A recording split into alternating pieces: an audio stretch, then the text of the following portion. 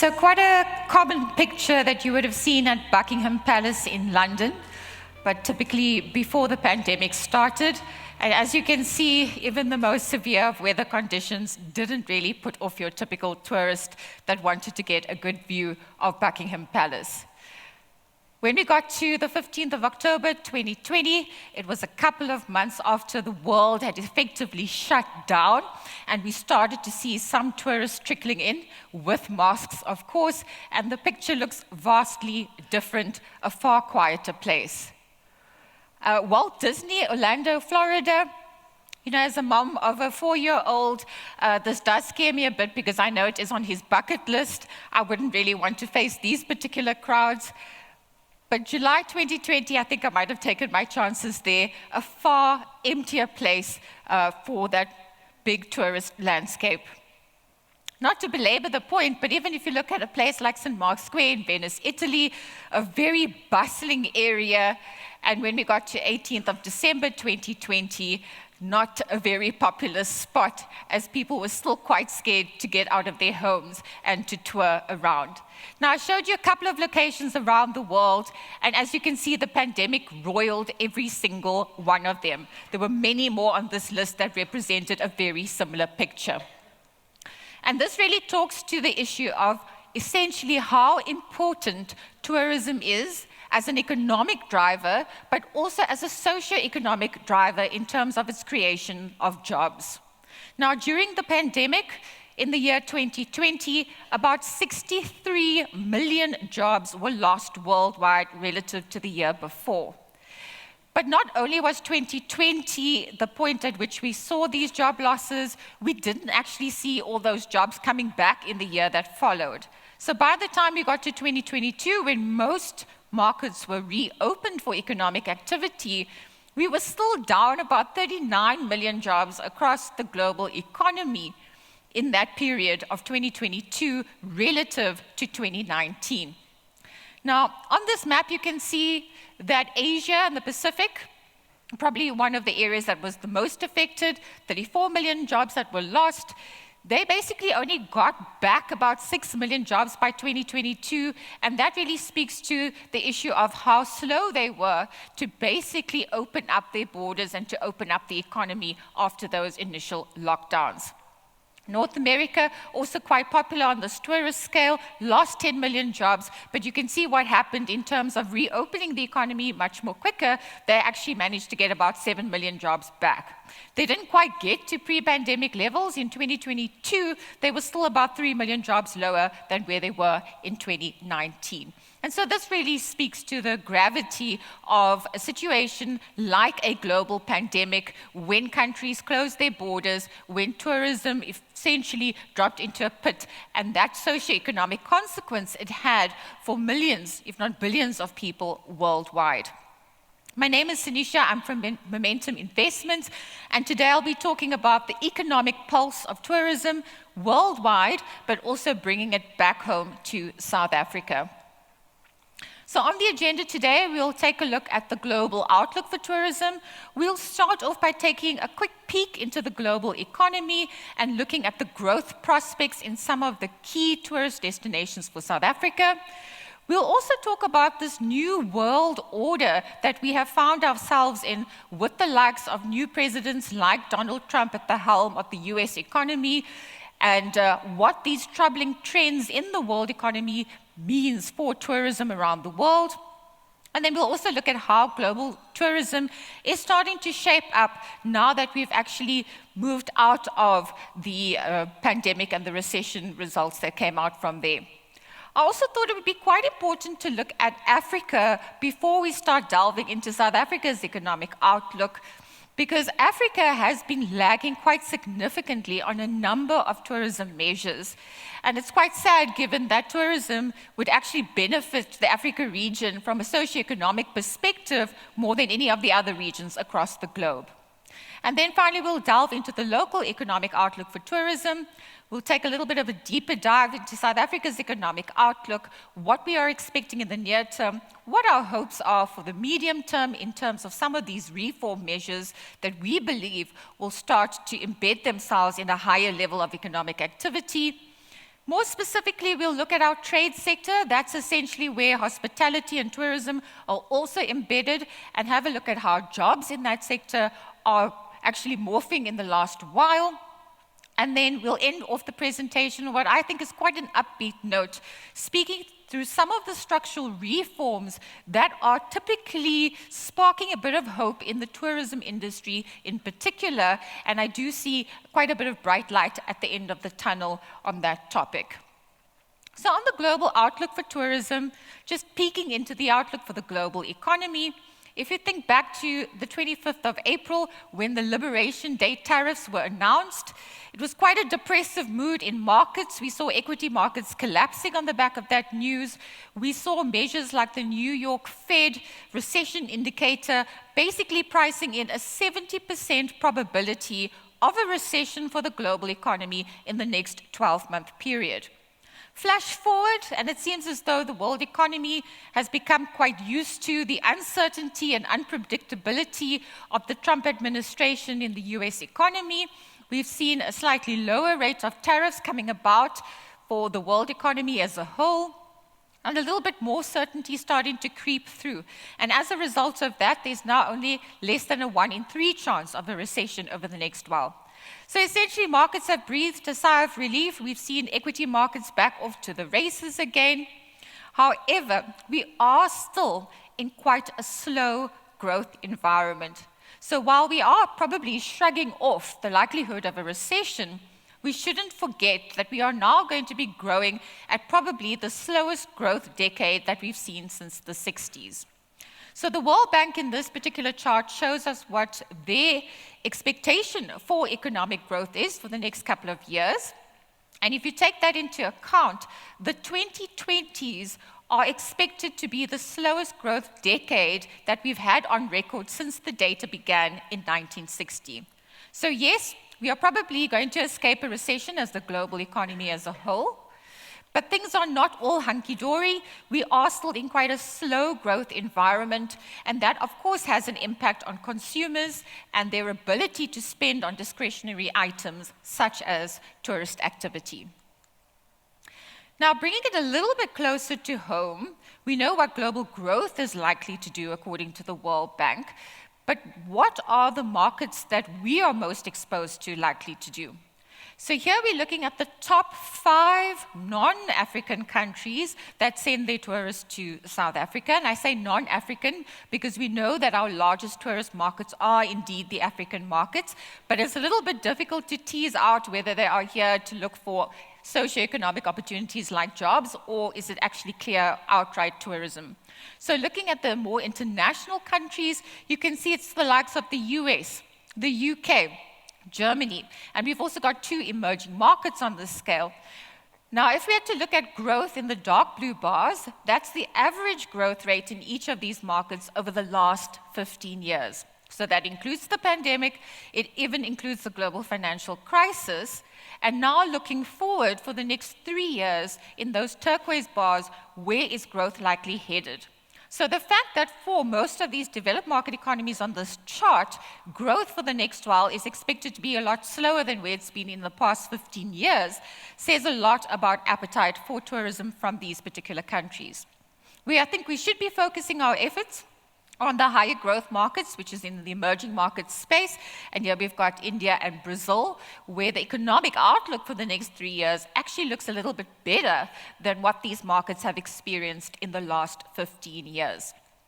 Now, as I said, our actual top tourist destinations for inward tourism actually comes from African nations, and we've listed them here: Zimbabwe, Mozambique, Lesotho, etc. And you can see that 4 out of the 5 top markets here are expected to grow slower in the next few years than what they've experienced in the last 15 years. So there are significant global headwinds, and we need to think a little bit more cleverly about strategies to enhance tourism in South Africa against this particular global backdrop.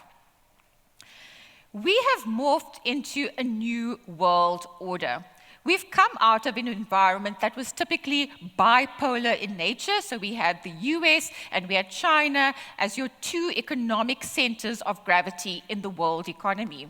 But we are now facing what we call a multipolar world. We've had the likes of Saudi Arabia, Brazil, South Africa, Russia, Turkey. These are countries that are not massive in terms of their contribution to overall world GDP, but they are quite massive when it comes to the geopolitical stage in the world and their influence there.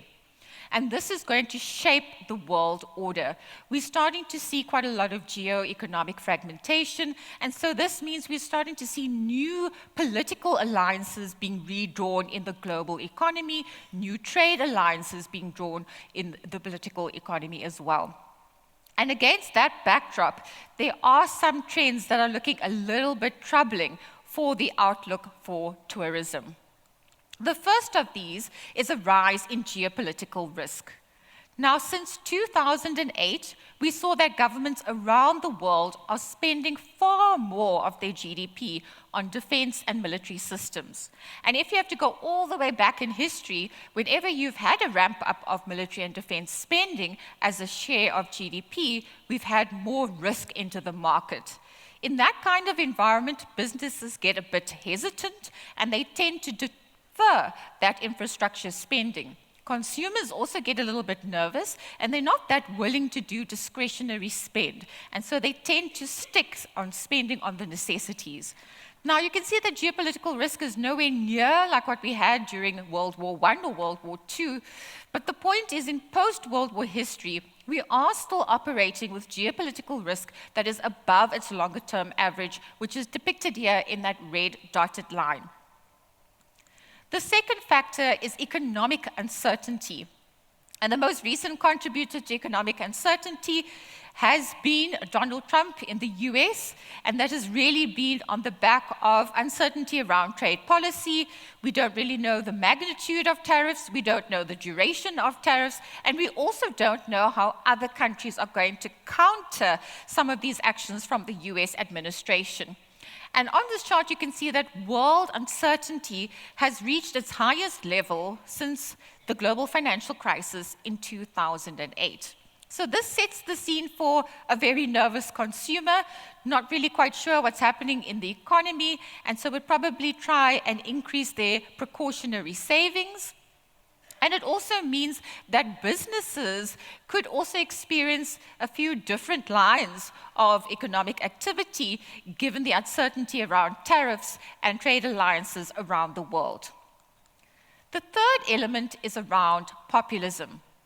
And the reason that populism has become so popular is that we've essentially seen a cost of living crisis that has made citizens around the world extremely disgruntled.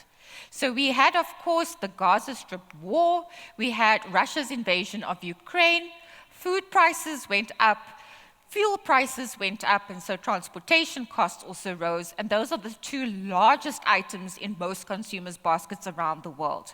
And most citizens believe that centrist governments didn't really do much to improve their standard of living over this period of time, and most governments also failed on immigration policies.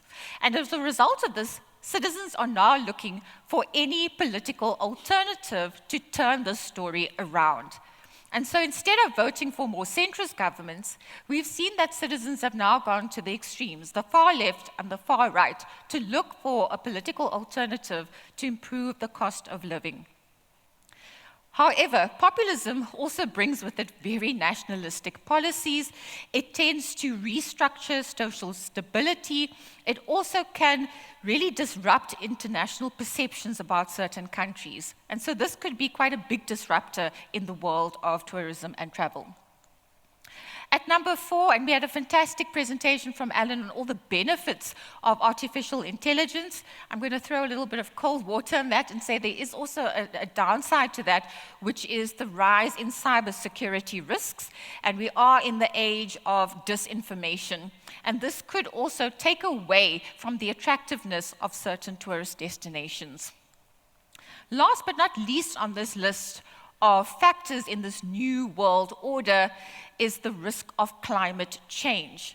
Now, unfortunately, those countries that tend to be the most at risk to climate change are also the countries that tend to reap the most benefits of tourism to their overall GDP. So in a world where we have the US pulling out of the Paris Climate Agreement, it does suggest that those climate mitigating factors may take a bit of a back step. And all the economies that rely on tourism in these climate change hotspots need to change infrastructure plans in order to absorb the damage that could potentially come through from that for their tourism sectors. So how is global tourism shaping up? We know that we are not in that space now of, the empty Walt Disney World. We are not in the space of empty tourist spots anymore. We've actually seen, despite all these geopolitical risks and uncertainties in the global economy, we've actually seen quite a nice recovery in tourism levels across the globe. In fact, in 2024, we actually saw international tourist arrivals reaching a level that was higher than 2019. Now, across the globe, if you had to split that out across various regions, you can see that some regions did a little bit better than others. And so here we've got Asia as an example, where about 1 in 10 people is employed in the tourism sector, and that's very similar for a place like North America, also making quite a big contribution to GDP. So for every 100 Rand of GDP that is generated in North America, about 10, well, let's say dollars, then $10 essentially comes through from your travel and tourism sector. Now, what you will notice is that there's a little bit of a hole in the middle of that map that looks very lightly colored, and that's Africa. And you can see that on this map, that the contribution of the tourism and travel industry to GDP growth in Africa is one of the lowest, and its contribution to overall jobs that's being created is also one of the lowest. So we can look at this as a huge challenge, or we can look at this as a huge opportunity to suggest that this could be the area of growth in the next while. Now, even though we've had international tourism picking up back to those 2019 levels, the order of success has varied across the regions. And so you can see the most successful has essentially been in Asia, where we had a year-on-year increase that exceeded 30%.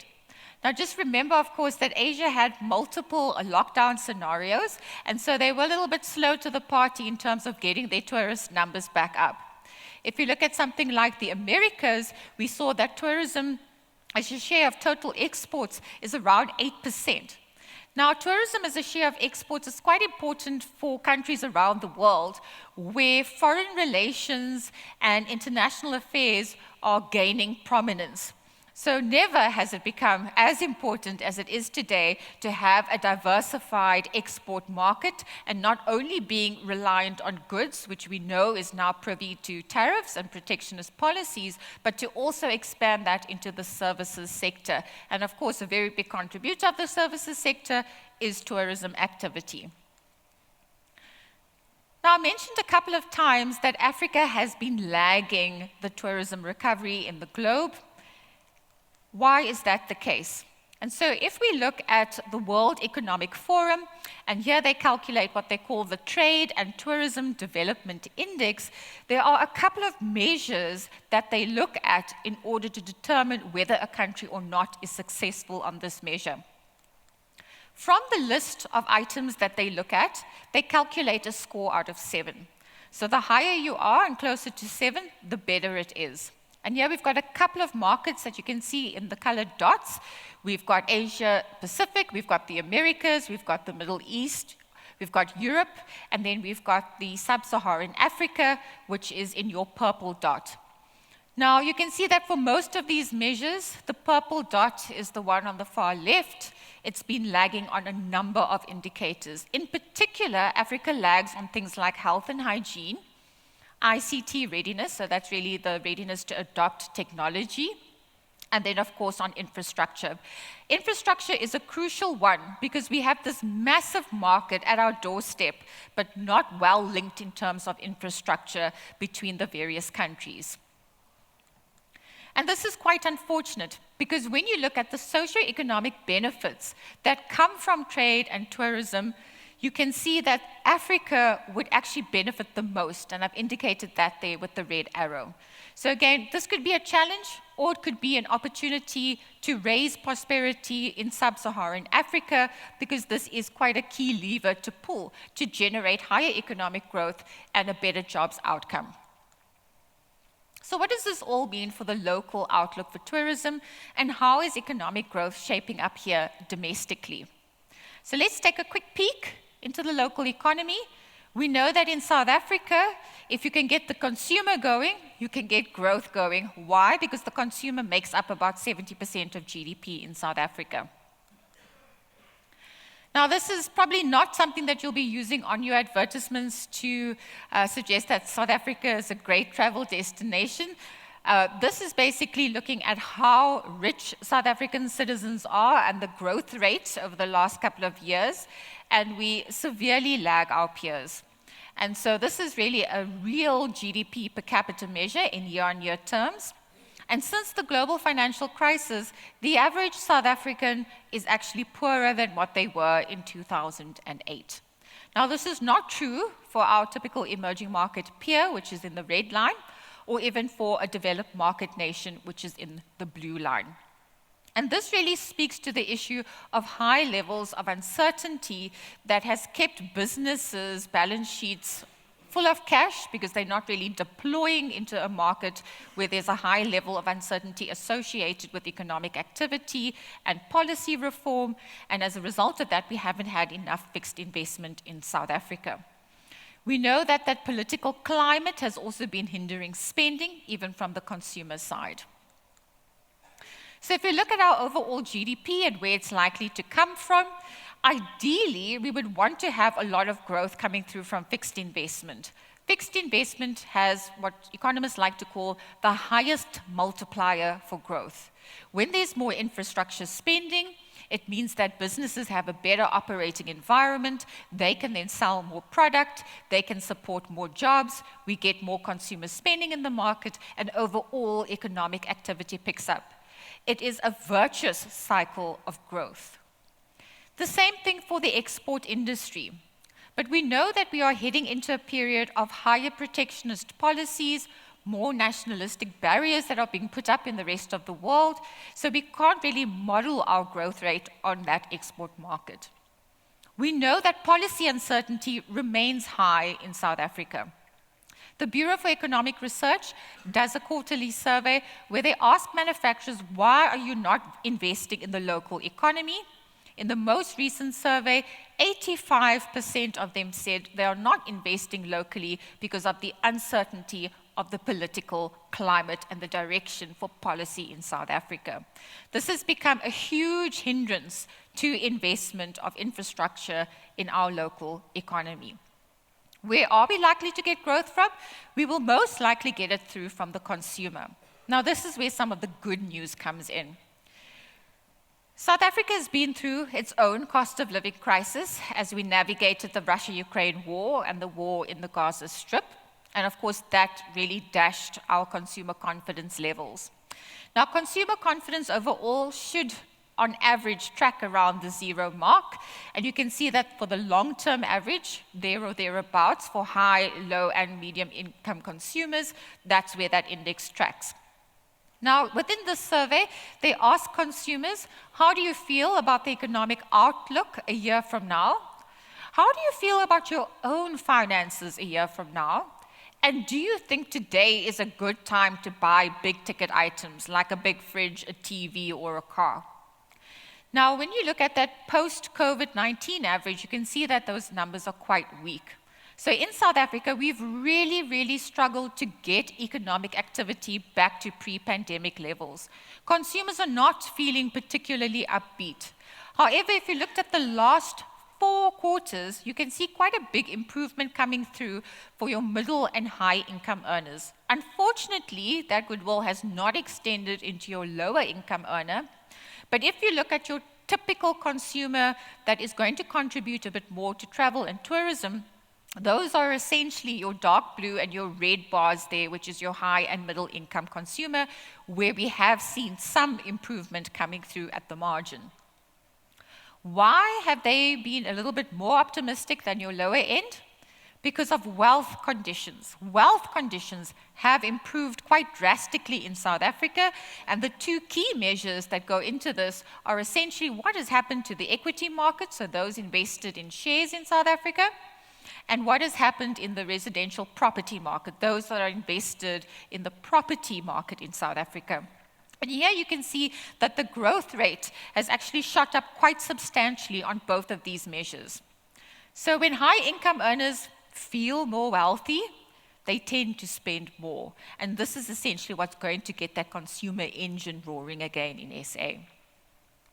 For other consumers in the economy and across the board, we know that inflation took a lot from our pockets in the last while. When Russia invaded Ukraine, things like fertilizer prices went up, so that meant that food prices went up. It was difficult to get things like wheat and grains out of the Red Sea. When the Gaza Strip was impacted, oil prices shot up, and being a key net importer of oil, South Africa felt that when we went to the petrol pump. So that red circle there shows us that our cost of living crisis in South Africa was quite drawn out. We didn't really escape the global trend there. However, we are beginning to emerge from this, and this has been something that has been exceptionally positive in the South African discourse, where inflation didn't react like it did in most developed and emerging markets. Now, what happened in most developed and emerging markets is that workers went to their employers and said, well, this is what food prices have done, this is what transport prices have done, I demand a salary increase.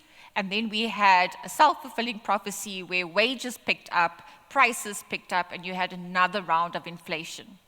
In South Africa, and I guess it's been because of weak growth demand here, we didn't have that next step. So food prices shot up, transport prices shot up, but worker wages did not increase by as much, and as a result of that, we didn't get that second round of inflation coming through.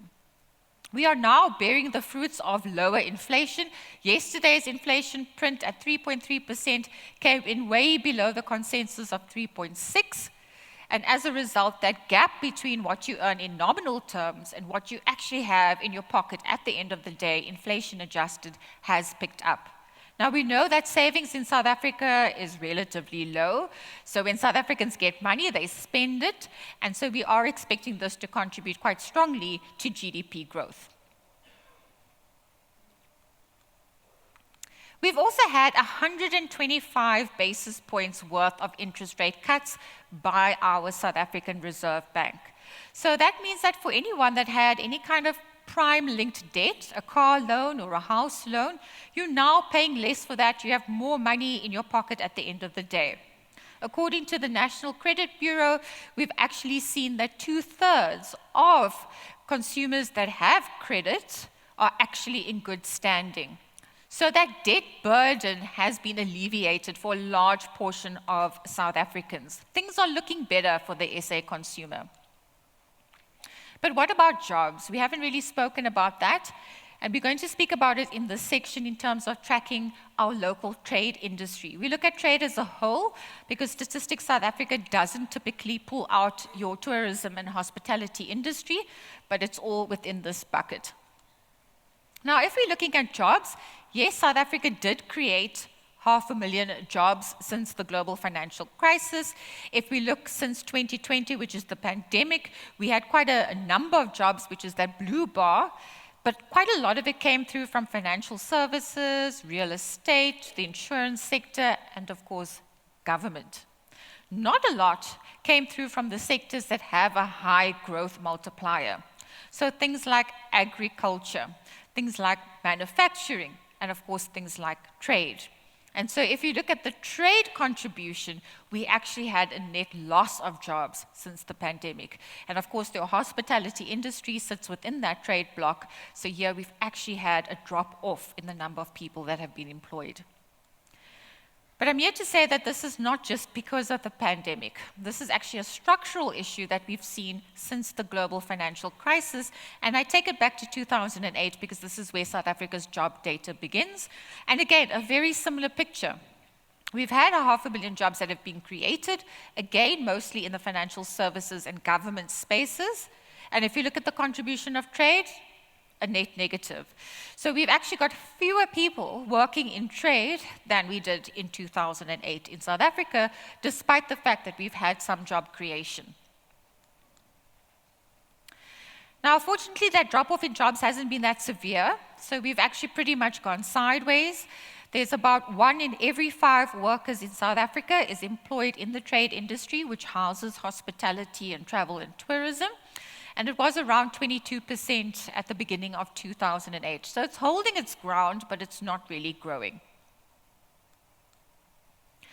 If we look at South Africa's tourism industry and its contribution to total exports, this, I think, is a key opportunity for South Africa.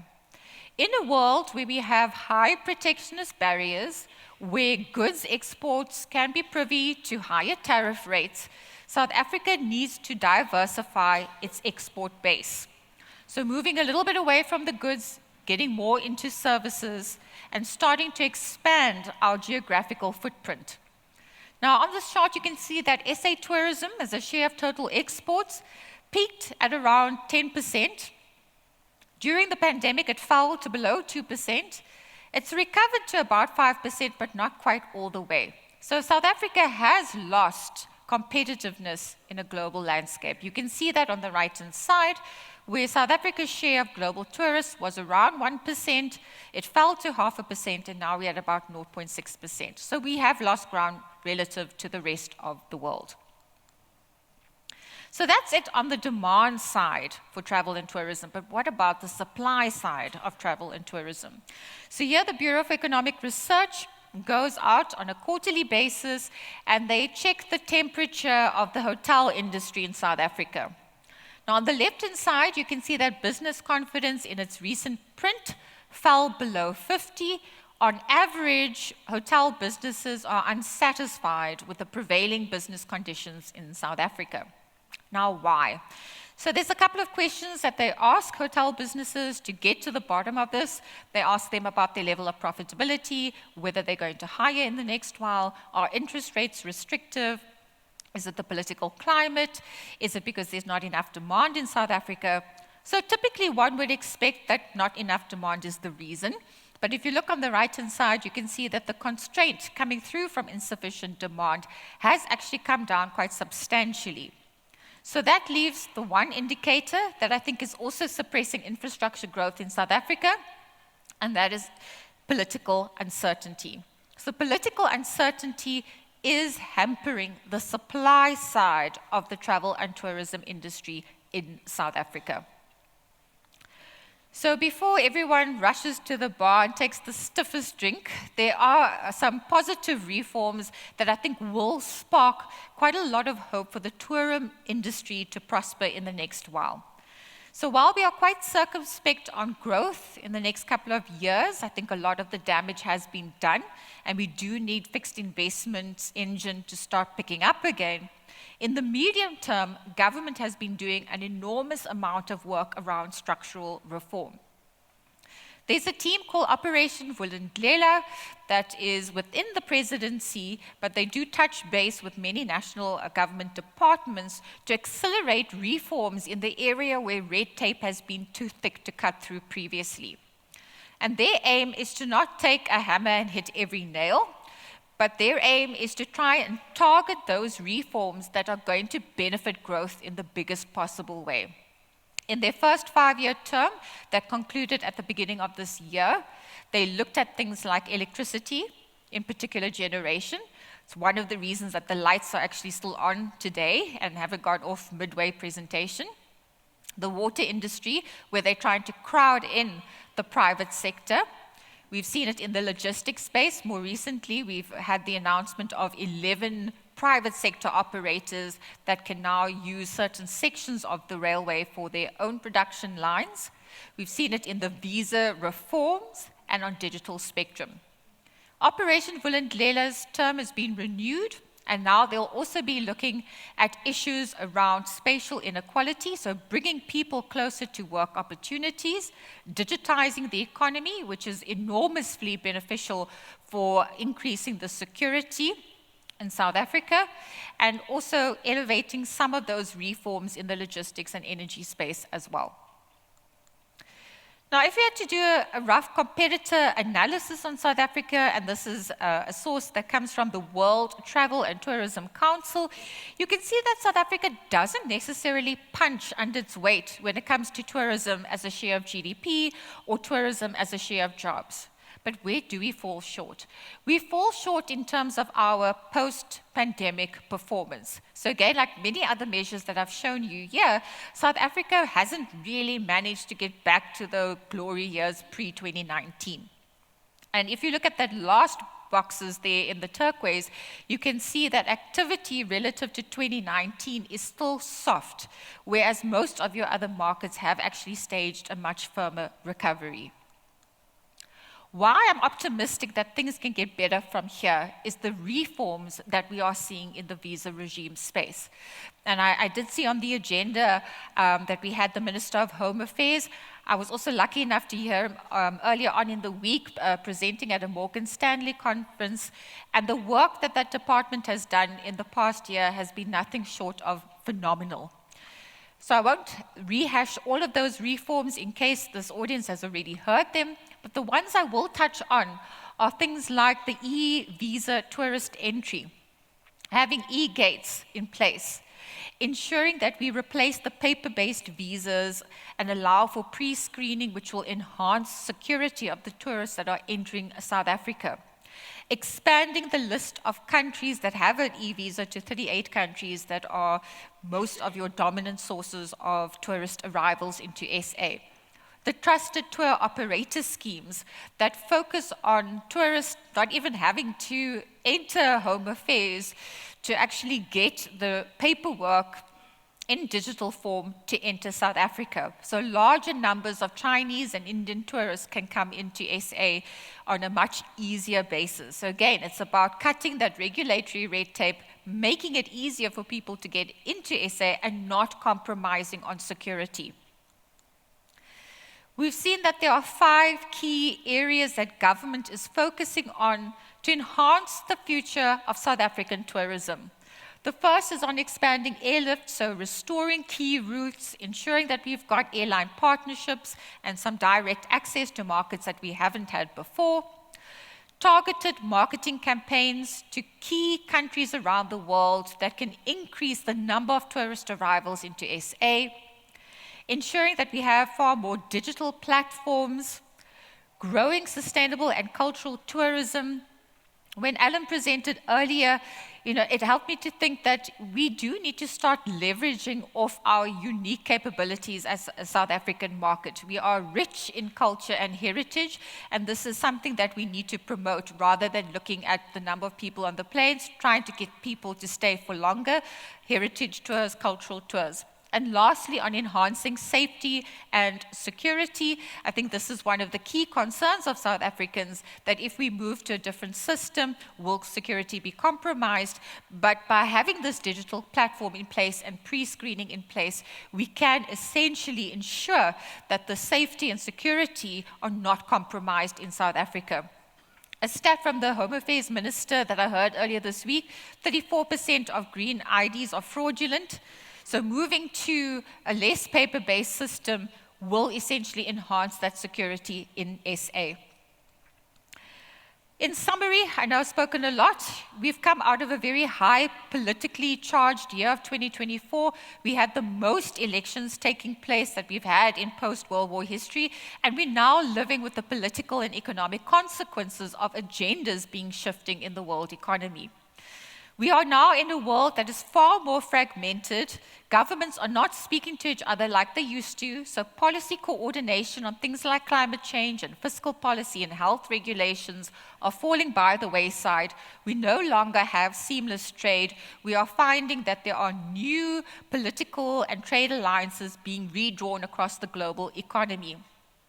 In spite of these geopolitical risks, and trade and economic uncertainty, we have still seen that tourism levels have managed to get back to their pre-pandemic levels. We do, however, know that in this new world order, there are going to be a number of risks: geopolitical risks, economic uncertainty risks, the risks associated with populist policies, cybersecurity risks, and these are all things that we need to navigate in the travel and tourism industry.